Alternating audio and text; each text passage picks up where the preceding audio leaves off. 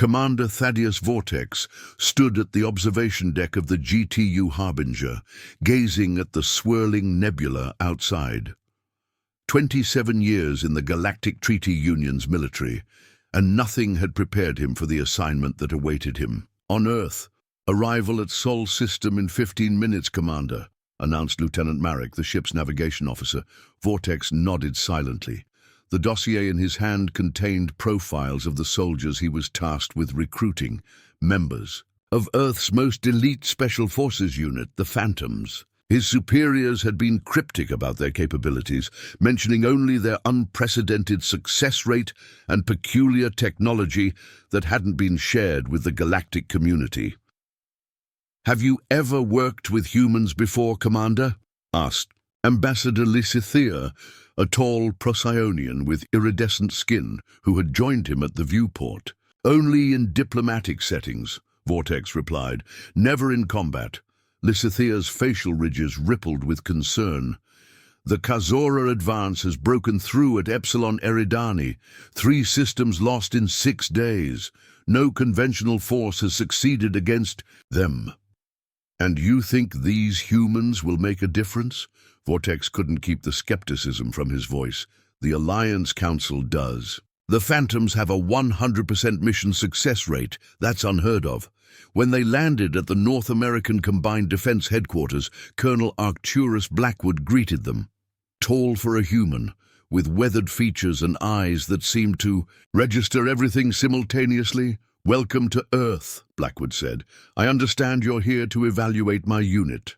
"The GTU faces an unprecedented threat," Vortex explained. "The Kazora hive fleets have advanced beyond all projections." "I've reviewed the intelligence," Blackwood replied, leading them through a series of security checkpoints. "Their carapace armor renders conventional weapons ineffective. Their sensory organs detect movement across multiple spectrums, and they operate with a hive-mind coordination that makes tactical surprises nearly impossible." Vortex was impressed by the humans' assessment. "Yet your superiors claim your Phantoms can defeat them." "We don't claim. We've done it," Blackwood said matter-of-factly. 6 months ago, a Kazora scout vessel landed in the Atacama Desert. Before your sensors even detected it, my team had neutralized the threat and secured their technology." Lysithea gasped. "That's not possible. The GTU's most advanced scanning systems are primitive compared to what we've developed." Finished. A new voice, a woman, emerged from what Vortex had assumed was an empty corridor. She wore no visible uniform or identification, yet carried herself with unmistakable military precision. Her name tag read Major Kalindra Frost. "How did you—" Vortex began. "That's what you're here to understand," Frost said with a slight smile. "The Phantoms operate beyond conventional detection methods. It's not stealth technology as your scientists understand it." Blackwood led them into a secure briefing room where 6 more individuals waited, presumably Phantom operatives, though Vortex couldn't discern anything special about them. "The GTU believes they need our help," Blackwood announced to his team. "Commander Vortex here wants to know if we can take on the Kazora." One of the operatives, a broad-shouldered man with a scar bisecting his left eyebrow, laughed. "Didn't we already capture one of their queens last month?" Vortex's mandibles clicked in surprise. "That's classified information." "How could you possibly—" "Because we were there," Frost interrupted. "Operation Midnight Labyrinth. We infiltrated their command hive in the Proxima Centauri system while your fleets engaged their main forces." Vortex looked to Lysithea, who appeared equally shocked. "Perhaps," Blackwood suggested, "it's time we showed our guests why the Phantoms remain unseen." The demonstration chamber resembled a standard military proving ground. Obstacle courses, shooting ranges, and holographic target generators. But with one key difference. Dozens of sensors lined the walls, covering every known detection spectrum from infrared to quantum displacement. "These sensors are calibrated to GTU military standards," explained Chief Technical Officer Dr. Orion Helquest. a lanky human with mismatched eyes, one blue, one cybernetic. Some are even more advanced prototypes we've developed based on captured Azora technology. Vortex observed the empty chamber dubiously. And what exactly are we supposed to be seeing? That's precisely the point, Blackwood replied with a smile. Phantoms execute infiltration pattern Delta. Nothing happened. At least, nothing Vortex could perceive. The chamber remained empty. I don't understand, Lysithea admitted after 30 seconds of silence. Helquest grinned. Commander Vortex, would you mind checking the red targeting dummy in the far corner? Vortex approached the dummy, circling it suspiciously. When he reached behind it, his hand touched something solid where nothing should have been. He recoiled. In shock. What in the 7 moons? Suddenly, Lieutenant Ravenna Nightshade appeared beside the dummy, seemingly materializing from thin air. She wore what looked like a second skin of matte black material with subtle blue undertones. The target would already be neutralized, she said calmly. Around the chamber, 6 more phantoms deactivated their camouflage systems, appearing at strategic positions. Every one of them had been within arm's reach of a vital target. Impossible, Lysithea whispered. No cloaking technology can defeat multi-band scanners like these. That's because it's not cloaking technology, Helquest explained, approaching with what looked like a piece of fabric. Here, feel this. Vortex accepted the material. It felt like liquid silk, constantly shifting under his touch. We call it quantum membrane, Helquest continued. It doesn't bend light around the wearer like conventional stealth systems. It operates on a more fundamental level. The suits are embedded with human DNA, Frost explained. They don't hide us from detection. They convince detection systems that we're not worth noticing. Blackwood motioned to the sensor readouts. Look at the data yourself. According to every instrument in this room, my team doesn't register as significant entities. The technology doesn't mask our presence. It makes us psychologically invisible. Psychologically invisible, Vortex repeated incredulously. Sensors don't have psychology. But their programmers do, Helquest replied. Every detection system, even Kazora organic technology, operates on parameters designed to filter signal from noise. The quantum membrane exploits those parameters, placing the wearer in a perceptual blind spot. Nightshade approached, moving with predatory grace. Our greatest advantage isn't just that enemies can't see us, it's that they don't look for us. In the first place, this technology was developed after the first Kazora incursion on our moon base, Blackwood explained. We discovered their sensory organs function through quantum entanglement with their hive mind. So we created a countermeasure that disrupts the entanglement process. Vortex military mind raced with the implications. But such a system would require neural integration, confirmed Frost. The suits bond with our nervous systems. They become extensions of ourselves. Which is why only humans can use them, added Nightshade. Something about our neurological structure makes us uniquely compatible with the technology. Lysithea's diplomatic training couldn't mask her alarm. Why hasn't Earth shared this technology with the Alliance? Because it can't be shared, Blackwood said grimly. Every attempt to adapt it for other species has failed catastrophically. Something about human consciousness creates the necessary interface. The Phantoms aren't elite because of our training, Frost elaborated. We're elite because we're the only ones whose minds can handle becoming truly invisible. The tactical briefing aboard the GTU command carrier, inexorable, hummed with tension. Holographic projections displayed the Kazora hive fleet surrounding the mining colony on TRAPPIST-1D, a strategic resource world vital to the Alliance's war effort. Conventional assault would result in 94% casualties and colony destruction, explained Admiral Ilara Quintus, the GTU's foremost military strategist. Even if successful, the Kazora would collapse the dilithium mines rather than surrender them. Vortex studied the 12 Phantom operatives seated around the table. Despite the gravity of the situation, they appeared relaxed, almost eager. Their unmarked combat suits, currently in passive mode, looked like simple black bodysuits, rather than the revolutionary technology he now knew them to be. The hive is coordinated by 3 queen nodes. Blackwood pointed to pulsing red structures.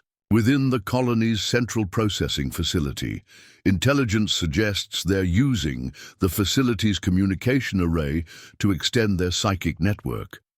Our objective is to sever the queens from the hive mind, explained Major Frost, now wearing the insignia of Mission Commander. Once isolated, the drone warriors revert to basic instincts. Lieutenant Talon Obsidian, the team's demolitions expert, leaned forward. The challenge isn't reaching the queens, it's the synchronized neutralization. They'll sense if one dies before the others. Vortex couldn't contain his skepticism. Even with your advantages, you'd need to breach 3 heavily defended positions simultaneously. The queens are separated by over a kilometer of hostile territory, which is exactly why conventional forces would fail. Nightshade replied with a predatory smile. They think in terms of breaching defenses. We simply pass through them. Admiral Quintus activated a tactical overlay. The Kazora have established 7 perimeter layers, each with overlapping sensory webs. Their drones can detect molecular changes in air composition from respiration, which is why we won't be breathing, explained Phantom Medic Corvus Winterborn, his fingers manipulating controls on a medical injector. Our suits can sustain us in metabolic suspension for up to 12 hours. The insertion plan materialized in the holographic display. The Phantoms would deploy via atmospheric drop during a meteorite shower, their entry masked by natural debris. No ships, no detectable propulsion, just 12 humans plummeting from the upper atmosphere. The quantum membrane reaches peak efficiency, during periods of focused intention. Frost explained to Vortex. It's not just technology, it's a mental discipline. We don't just wear invisibility, we become it. As the briefing concluded and the Phantoms began their pre-mission rituals, Vortex noticed something peculiar. The normally bustling command center personnel moved around the operatives as if navigating an empty room, never coming close, never making eye contact. They can't see them, Lysithea whispered, noticing his observation. Even though the suits aren't activated, it's as if the humans themselves are becoming invisible, Vortex finished. Even to their own kind. Hours later, Vortex watched from the observation deck as 12 meteorites streaked into TRAPPIST-1D's atmosphere among hundreds of natural fragments. Tactical displays showed Kazora defensive systems ignoring them completely. How will we monitor their progress? He asked Admiral Quintus. We won't, she replied, her expression grim. From this point until mission completion, the Phantoms exist in a state of quantum uncertainty. Neither we nor the enemy can confirm their presence. Vortex felt an uncomfortable realization forming. You've done this before. Many times, Quintus admitted. The most successful missions are the ones that history never records. 7 hours elapsed without communication from the Phantom team. The command carrier maintained position beyond the TRAPPIST system's detection range. All personnel on high alert. Vortex had spent the time reviewing every scrap of declassified information about previous Phantom deployments, finding more questions than answers. There's something they're not telling us, he muttered to Lysithea as they observed the planet's night side from the tactical center. These suits, this technology, it has side effects they've concealed. Lysithea's expression remained diplomatic, but her voice lowered. I've been reviewing medical records of retired Phantom operatives. The neural integration leaves traces, alterations in brain structure that accumulate over time. What kind of alterations? Increased activity in regions associated with spatial awareness but decreased function in areas linked to social cognition and self-recognition. She hesitated. Commander, I believe prolonged use of these suits fundamentally changes how the human mind perceives itself. Their conversation halted as alarm signals flooded across the tactical displays. On the planet's surface, Kazora communication patterns had suddenly fragmented. Drone warriors began firing indiscriminately, attacking their own structures and each other. They've succeeded, Admiral Quintus announced, studying the chaos unfolding below. The Queens have been neutralized. Vortex watched in astonishment as the supposedly impenetrable Kazora defense grid collapsed into disarray. Within minutes, the hive-mind coordination disintegrated completely. "Launch the main assault force," Quintus ordered. While they're in disarray, as GTU dropships deployed toward the now vulnerable colony, Vortex noticed something disturbing on the sensor readings. Thermal signatures of human life signs appearing briefly in unpredictable locations throughout the Kazora stronghold, then vanishing again. "The phantoms should be extracting," he said, pointing to the anomalies. "What are they doing?" Quintus's expression darkened. "Sometimes they linger. The dissolution of a hive mind creates a psychic vacuum that can affect the neural interfaces." "Affect them how?" Before she could answer, a priority communication arrived from Colonel Blackwood, who had remained aboard the carrier. "Initiate Protocol Umbra," he ordered tersely. "All phantoms have exceeded operational parameters." The color drained from Quintus's face. "Understood. Deploying recovery teams." "Recovery teams?" Vortex demanded. "What's happening down there?" Blackwood's weathered features showed rare emotion. Concern, perhaps even fear. "When phantoms operate too long within enemy perception fields, especially hive mind systems, the quantum membrane can over-calibrate. The line between becoming invisible and becoming non-existent begins to blur." "You're saying they're forgetting? They exist?" Lysathea asked incredulously. "I'm saying the technology that makes them impossible to perceive can make them forget to perceive themselves," Blackwood replied grimly. "Protocol Umbra sends specialized retrieval units with targeted psychic anchors to remind them of their humanity." Vortex finally understood the terrible price of humanity's advantage. Your soldiers don't just wear invisibility, they become it permanently.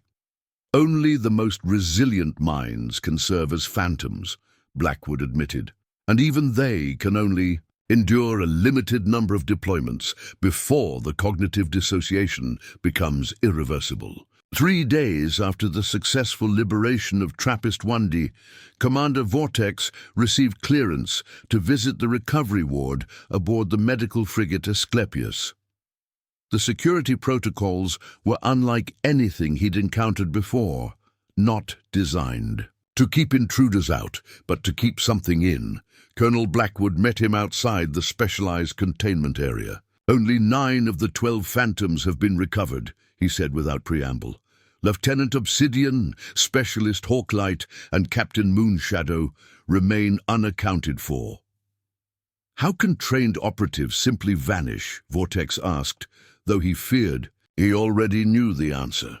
"Because they've forgotten how to be found," Blackwood replied, leading him through the final security barrier. "The recovery teams are still searching, but after 72 hours, the ward beyond was unlike any medical facility Vortex had seen.